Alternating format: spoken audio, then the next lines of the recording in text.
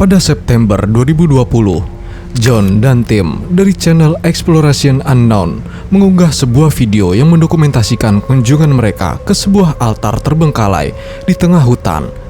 Sejak awal kunjungan, beberapa tanda bahaya sudah muncul.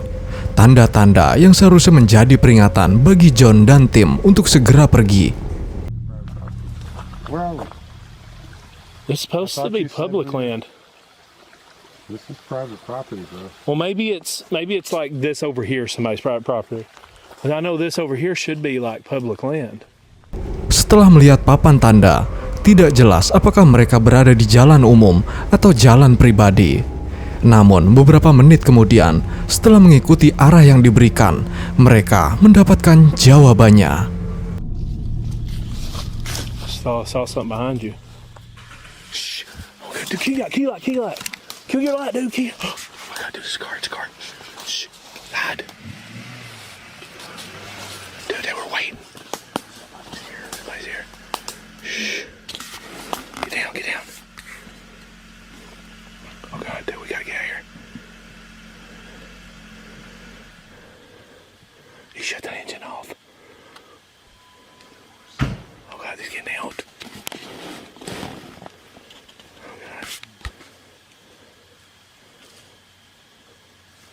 Hey, that thing you damn lights are for. Oh God.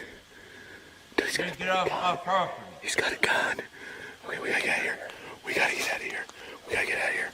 Okay, go. Oh God. Tim, you okay? Tim, you okay? Get up, dude, come on. Get up. Are you hit? Oh God, run, dude, run. Okay. Mereka panik, berlari, dan berusaha segera kabur. Setelah keluar dari mobilnya, seorang pria yang mungkin saja sebagai pemilik tanah menodongkan senjata ke arah John dan tim, lalu berteriak agar mereka segera meninggalkan propertinya. Itu adalah situasi yang benar-benar tidak ingin dialami oleh siapapun. Jika kau berteriak untuk menenangkan orang itu, kau justru memberitahukan lokasimu kepada seseorang yang sedang memegang senjata berbahaya dan mungkin tidak dalam keadaan waras. Namun, jika kau tidak bersuara, pemilik tanah bisa saja merasa terancam. Saat mereka berlari keluar dari hutan, pria itu melepaskan tembakan. Awalnya terlihat seperti tim jatuh karena terkena peluru. Namun ternyata ia hanya tersandung, entah oleh sesuatu di tanah atau karena terkejut oleh suara tembakan. Untungnya, John dan tim berhasil keluar dari hutan itu tanpa cedera. Dan mereka tidak pernah kembali lagi. Tidak jelas dari mana John mendapatkan informasi tentang altar terbengkalai di tengah hutan tersebut. Tapi jelas informasinya sangat keliru. Syukurlah ia sempat melihat mobil pria itu terlebih dahulu. Jika tidak, mungkin video ini tidak akan pernah diunggah sama sekali.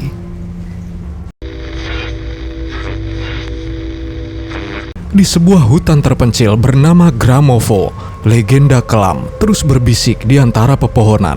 Penduduk setempat percaya petir menyambar di sana setiap hari, bahkan ketika langit tampak jernih tanpa awan.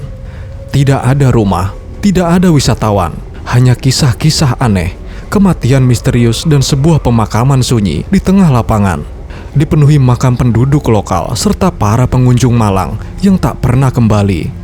Pada 1 Desember 2025, seorang kreator YouTube bernama Pasa mengunggah video berjudul The Mysterious Zone Where Lightning Strike Every Day. Kurang lebih begitu.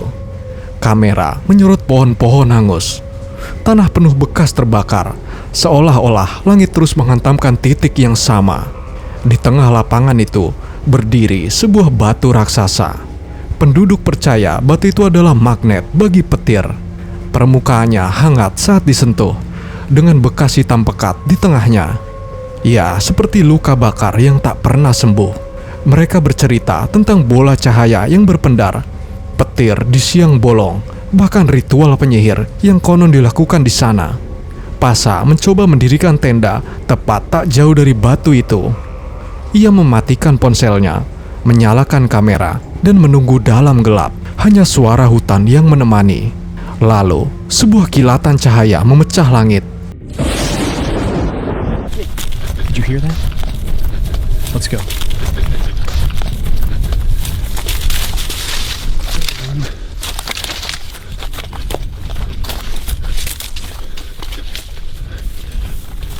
Look.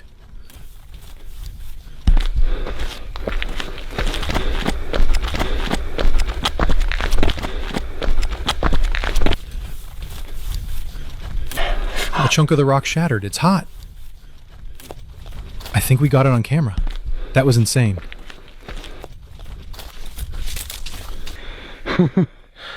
Sekejap kemudian, petir kembali menghantam. Cahaya menyilaukan, suara ledakan memekakan telinga. Ya, batu itu disambar tepat di tengah. Tapi bagaimana mungkin? Jika kalian penasaran dengan video lengkapnya, silakan kunjungi channelnya. Ini adalah Mike, seorang pelancong yang membawa penontonnya ke tempat-tempat tak biasa, bahkan beresiko di berbagai belahan dunia. Melalui channel YouTube-nya Fearless and Forbes, ia membagikan kisah perjalanan penuh tantangan. Namun, perjalanannya ke Turki berubah drastis. Dari sekedar vlog perjalanan menjadi pengalaman yang benar-benar menakutkan. Mike berangkat menjelajahi sebuah kastil kuno. Sejarahnya nyaris tidak diketahui. Tapi penduduk setempat percaya ada sesuatu yang jahat sedang bersemayam di dalamnya. Reputasi kelam itu bahkan membuat kastil ini dijuluki dengan nama yang terkait bahaya dan hal-hal supranatural. Menjelang senja, ketika matahari tenggelam di balik pegunungan, Mike menemukan jalur tersembunyi. Meski lelah dan masih harus mencari tempat berkemah, ia tetap ingin melihat apakah kastil itu bisa menjadi lokasi aman untuk bermalam. Ia menelusuri lorong batu, mengintip celah-celah gelap di dinding, dan menemukan kabel-kabel usang, sisa sistem penerangan lama. Detail kecil yang kelak menjadi sangat penting. Kastil itu berdiri dalam kesunyian total. Api unggun menyala, malam semakin pekat. Saat itulah Mike sadar, senter di kepalanya telah hilang. Tanpa cahaya, ia membuat obor darurat dan mencoba berkeliling untuk mencari senternya yang hilang. Lalu, terdengar suara yang mengubah segalanya. A gunshot. I didn't hear it, and I continued around the side of the castle in view of the path.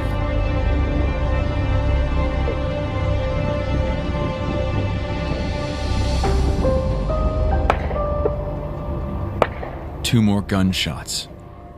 They zip overhead. Guys, someone came with a gun and fired shots at the castle. They're firing shots at me. I have two choices. Stay in the castle and hold my ground, hoping this is just some simple misunderstanding, that they think I'm some mischievous kid. They're coming closer. I don't know what to do. I don't know what to do. Ketegangan memuncak. Mike hanya punya dua pilihan: bertahan di kastil, berharap ini adalah salah paham, atau lari meninggalkan semua perlengkapannya. Tembakan semakin dekat, ia pun tak mau ambil resiko.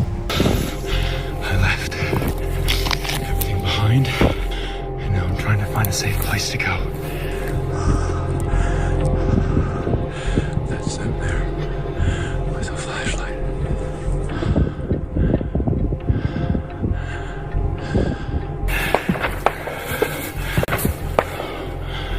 You hear those gunshots? They don't want me here. Dalam kegelapan, cahaya senter menyapu area. Jelas ia tidak diinginkan di sana. Pesan cepat ia kirim ke seorang teman yang tak jauh dari lokasi itu. Dan balasan yang datang membuat darahnya berdesir. Ya, polisi sedang melakukan pencarian, mencari seorang tersangka, mengira Mike adalah seorang penjara. Tak lama kemudian, militer pun tiba. Hello. Merhaba.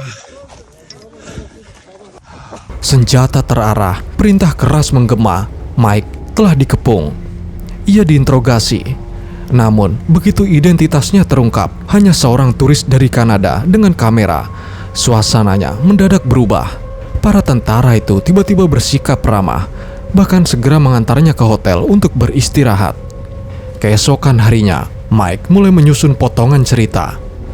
Kabel-kabel yang ia temukan di pintu masuk ternyata bagian dari sistem penerangan. Penduduk lokal melihat mobil asing dan seorang pria dengan perlengkapan kamera dan mengira ia adalah pemburu harta karun. Ketika pihak berwenang tiba dan mendapati penerangan kastil yang padam, kecurigaan mereka semakin dalam. Lampu memang sengaja dinyalakan setiap malam untuk mencegah penyusup. Namun, pada malam itu, lampu itu tidak berfungsi.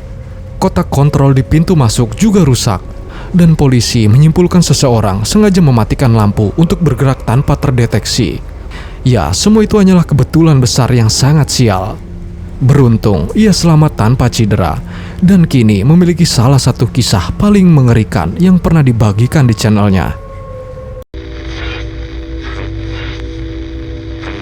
Grizzly Gus dikenal sebagai seorang penjelajah yang gemar berkemah di hutan-hutan terpencil bersama anjing peliharanya. Biasanya, konten yang ia bagikan di channel YouTube-nya penuh dengan suasana santai, menyalakan api unggun, menikmati udara malam, dan merasakan kedamaian alam. Namun, pada malam itu, di sebuah hutan yang jauh dari keramaian, suasana berubah drastis. Well, know what day it is, don't you? Eh? It's a school night. But it's not unusual for me, that. But I'm in this woodland, and I've heard that pagans come in here to do their rituals. Is that what you want to call it? So I'm looking for, it's a large down tree, and it's around this area somewhere. Gus mendirikan tenda di sebuah area yang ia dengar sering digunakan oleh kaum pagan untuk melakukan ritual. Informasi itu sudah cukup membuat suasana terasa ganjil. Tapi ia tetap melanjutkan rencananya. Saat gelap mulai turun, ia berhasil menyiapkan tenda dan menjelajahi area sekitar. Di antara pepohonan, ia menemukan struktur aneh dari ranting-ranting yang tersusun, seolah ada orang lain yang pernah datang ke sana. Angin berhembus pelan, dedaunan berguguran, dan suara-suara kecil dari hutan membuat atmosfer semakin menekan. It does feel creepy down here. But that's because I've got light shining in my face and I can't see out. And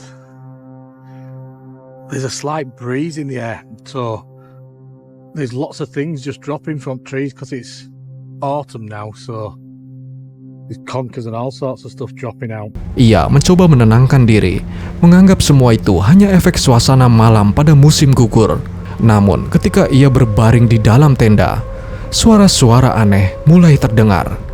Oh, brilliant that, but I don't think it's for me, isn't that? It was absolutely scorchio inside tent.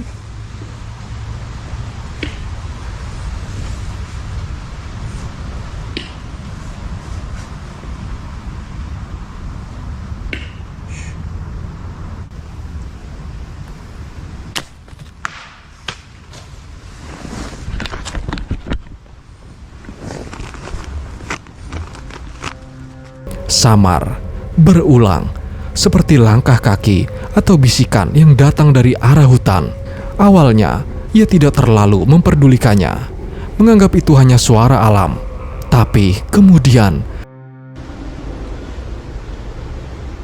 I hope there's no widow makers following us.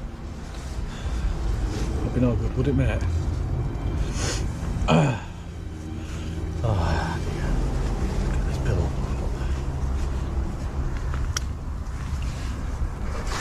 Oh, fuck! Fuck! Fuck! Fuck! Fuck! Fucking hell. Where the fuck? Fendi! Fendi! sesuatu menekan tenda dari luar. Gus langsung panik. Ia meraih barang-barang penting dan bersiap untuk kabur. Saat itu, ia mendengar sesuatu yang membuat darahnya berdesir. Teriakan puluhan pria, sekitar 20 hingga 30 orang, bergema di antara pepohonan. Dalam kepanikan, ia meraih ranselnya dan meninggalkan tenda begitu saja. Ia berlari menembus kegelapan dan meninggalkan sebagian perlengkapan. Ketika ia kembali merekam, ia menunjukkan tendanya yang sudah rusak. Oh, look at my tent. I had to leave my tent here because I just wanted to get out of there. And a few other bits as well that I left. Look at the state of it. Oh, come on, mate.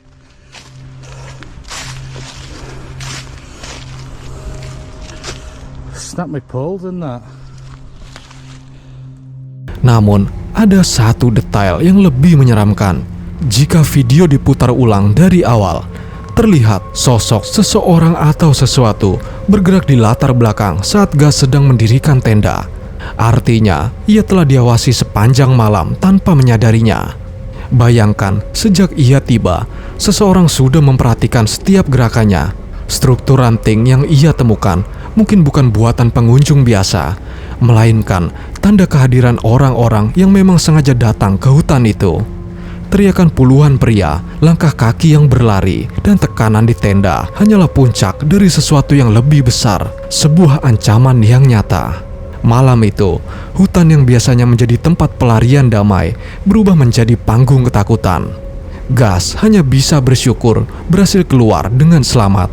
Namun rekaman itu meninggalkan pertanyaan yang tak terjawab. Siapa orang-orang itu? Dan apa yang sebenarnya mereka lakukan? Selama 16 tahun, channel YouTube Dine dikenal dengan konten santai, pesta, DJ, dan momen menyenangkan dari kehidupannya. Tidak ada yang berhubungan dengan hal-hal menyeramkan. Namun, sebuah video mengubah citra itu. Setelah lama dikelilingi musik keras, mungkin Dine memutuskan untuk mencari ketenangan. Ia memilih jalur pendakian di sebuah hutan terpencil di Suffolk County. Awalnya perjalanan itu tampak biasa. Jalur yang ia ikuti bercabang ke jalur lain, naik bukit lalu turun kembali. Namun sesuatu mulai terasa ganjil. Okay, we're deep in the woods. Sort of, we're like on the border because like there's a side of the woods where there's people's houses, but I came to a trail that led to a trail that led to a trail up the hill, and I came down this, and as you can see, probably can see, it's blocked. There's trees knocked over, blocking it, and cut down so that it's hard to get down the hill. But I saw what looked like a fire pit. Pohon-pohon tumbang menutup jalan, seolah sengaja dipotong untuk menghalangi orang masuk. Saat ia menuruni bukit, ia melihat sesuatu yang mirip dengan tempat api unggun. Sebelumnya, ia pernah menemukan hal serupa, buatan anak-anak di sekitar. Jadi, saat itu ia mengira itu adalah hal yang sama. Tapi, semakin ia melangkah, suasananya terasa berubah. Anyway, I'll cut right to the chase because I might die. Look what these are.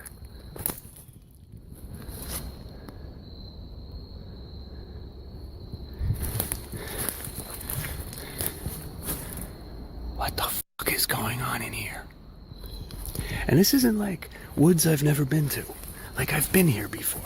I've been here a lot. I've been here so much, I've actually been to the hospital getting stitches because of some of the adventures that I've had. That's beside the point. These are all different fucking people. And they're all just... This is Utah, Florida. They're all different. They're all different. Every single one. This one's from Georgia. And look at this shit. Like, look where the fuck we are. Who the fuck does something like this? Di batang pohon, ia melihat poster orang hilang. Jumlahnya banyak, dari berbagai negara bagian. Poster-poster itu tampak tua, lusuh, dan yang paling aneh, mereka ditempel jauh di dalam hutan, di tempat yang hampir tidak akan dilihat oleh siapapun. Mengapa seseorang menaruh poster orang hilang di lokasi yang sunyi dan tersembunyi? Semakin ia meneliti, semakin menyeramkan. OSU medical student. Look over there. You see that? The orange thing on the tree. It's a drop light. Or this. Holy shit, I just realized what I'm looking at. The video's not doing it justice, but this bundle of sticks, They're lashed together. That's a cage of some kind, or a hut, or a lean-to, or something. And over here in the middle of the fire pit, that's a shovel.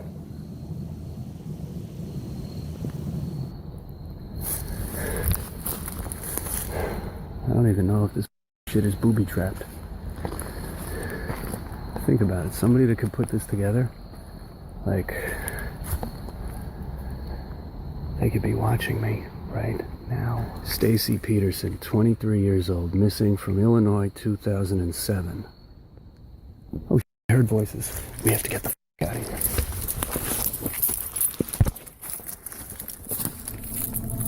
Tak jauh dari sana, ia pun menemukan ikatan ranting-ranting yang membentuk semacam kerangkeng atau mungkin shelter. Tepat di tengah area api unggun, ada sebuah sekop. Dain mulai merasa ada sesuatu yang lebih besar di balik semua ini. Saat itu, ia mendengar suara orang berbicara. Panik, ia pun segera meraih ranselnya dan kabur dari lokasi itu. Begitu keluar dari hutan, ia langsung menghubungi pihak berwenang. Polisi datang menyelidiki.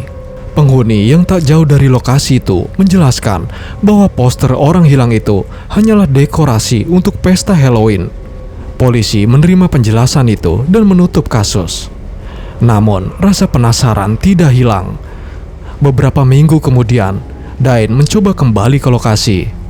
So, anyway, what they've done, they printed out their own no trespassing signs, homemade. I'm assuming these are all legally binding. I have no way of knowing, so I'm not taking any chances. But you can see they attached them to the trees with ordinary masking tape. These aren't even laminated. This is posted, private property, no trespassing. Violators will be prosecuted. And we've got one there, one there, one there. Kali ini, poster orang hilang sudah tidak ada. Dan sebagai gantinya, pohon-pohon dipenuhi tanda larangan masuk. Seolah-olah pemilik tanah menepati janji mereka menghapus poster seperti yang dikatakan kepada polisi. Tapi rasa tidak nyaman tetap ada. Mengapa poster orang hilang ditempel di hutan yang sunyi? Apakah benar semua itu hanya dekorasi pesta? Atau ada sesuatu yang lebih gelap, lebih berbahaya, yang sengaja disembunyikan? Video Dain meninggalkan pertanyaan yang menggantung. Apakah polisi melakukan kesalahan dengan tidak menyelidikinya lebih jauh? Ataukah ia baru saja menginjakan kaki di sebuah tempat yang menyimpan rahasia kelam?